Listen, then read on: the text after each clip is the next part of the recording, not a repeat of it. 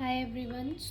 जो banking law के हमने क्वेश्चंस करे थे, जिसका हमारा एग्ज़ाम है, इम्पॉर्टेंट क्वेश्चंस लास्ट ईयर के, उन सब की डिटेल्ड आंसर वीडियो है ये। आंसर्स काफ़ी बड़े हैं तो वीडियो मैंने पार्ट्स में डिवाइड करी है। तो हमारा आंसर नंबर 1 हम देख लेते हैं। तो हमारा सबसे पहला क्वेश्चन जो था, हमारा क्वेश्चन नंबर 1 था that right an essay on the development of banking system in India. तो इसका हमारा आंसर है, हम आप चाहो तो आंसर का स्क्रीनशॉट भी ले सकते हो वीडियो को पॉज करके, और आप इससे पढ़ भी सकते हो।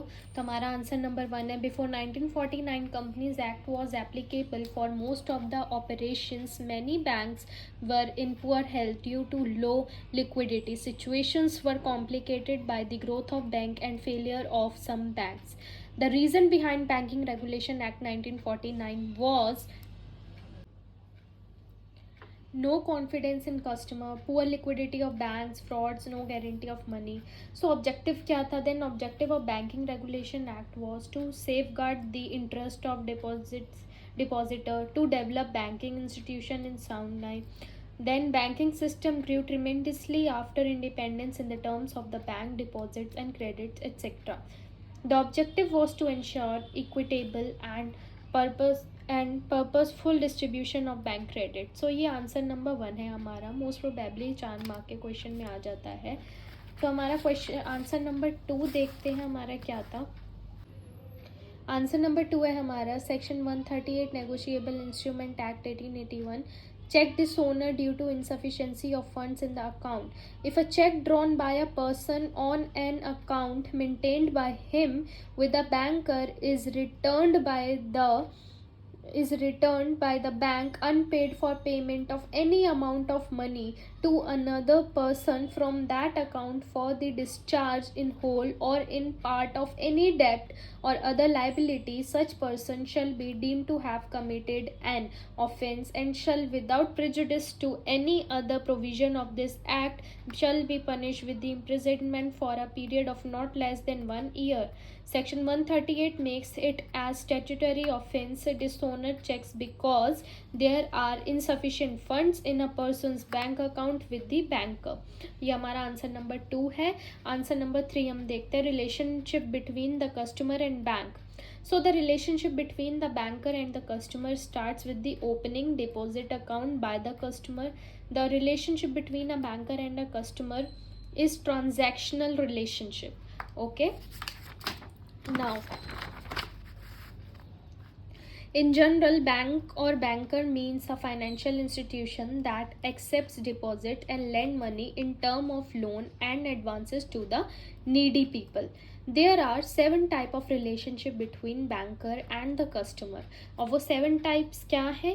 Relationship between debtor and creditor, relationship between bailey and bailor, relationship as agent as principal, relationship as lessor and lessee, relationship as trustee and beneficiary, relationship as hypothecator and hypothecatee, relationship as advisor and client. So सबसे first, when a bank lends money to the customer in terms of loan and advances, then the bank become creditor and customer become debtor. This relationship is called creditor and debtor. Second, when a customer deposits its valuable item like bond, security or other document in the bank for safety, then the bank becomes bailey and customer becomes bailor. This relationship is called as bailor and bailey. Point number 3, when a customer utilizes special services like collection of checks, electricity bill payments and other instruments for customer payments of insurance, premium card, etc. In this case, the bank is the agent who collects the payment from customer and pays to the service provider, and customer is principal. This relationship is known as agent and principal. Point number 4, when a customer hires the safe deposit locker from the bank, then the bank becomes lessor and customer become lessee. This relationship is called as lessor and lessee. Sorry.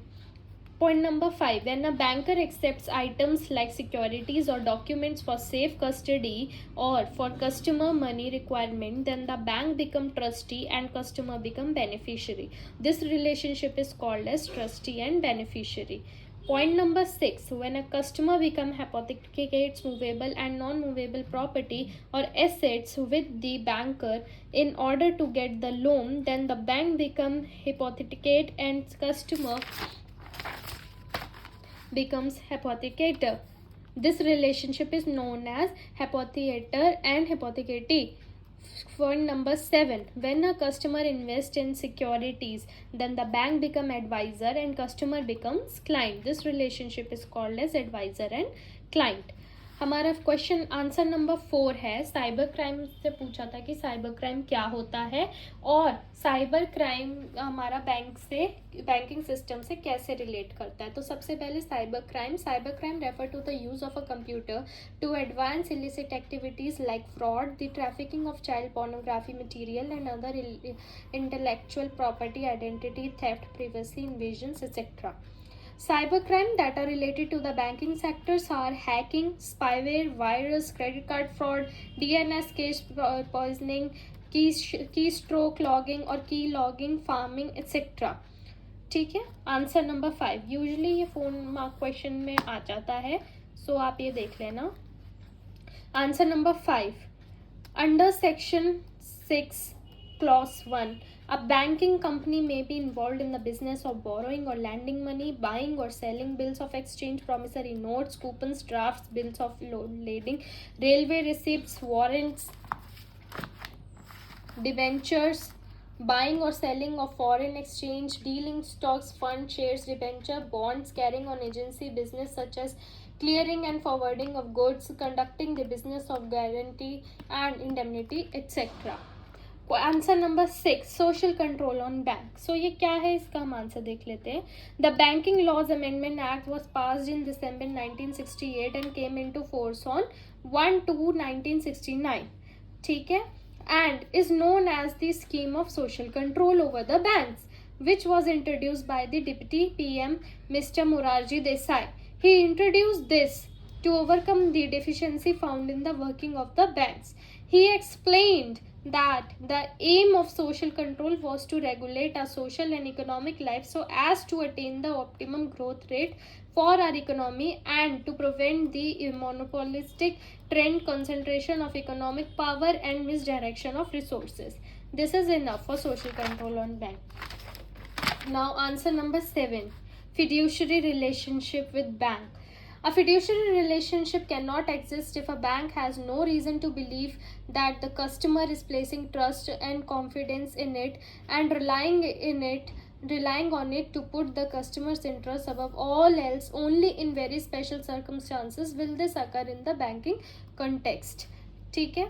Now answer number 8, what are the functions of RBI? So the functions of RBI are as follows, which are issue of currency notes, banker to other banks, banker, agent and financial advisor of the government, exchange rate management, credit control, promotional and developmental functions of RBI, data collection and publication of reports. Right.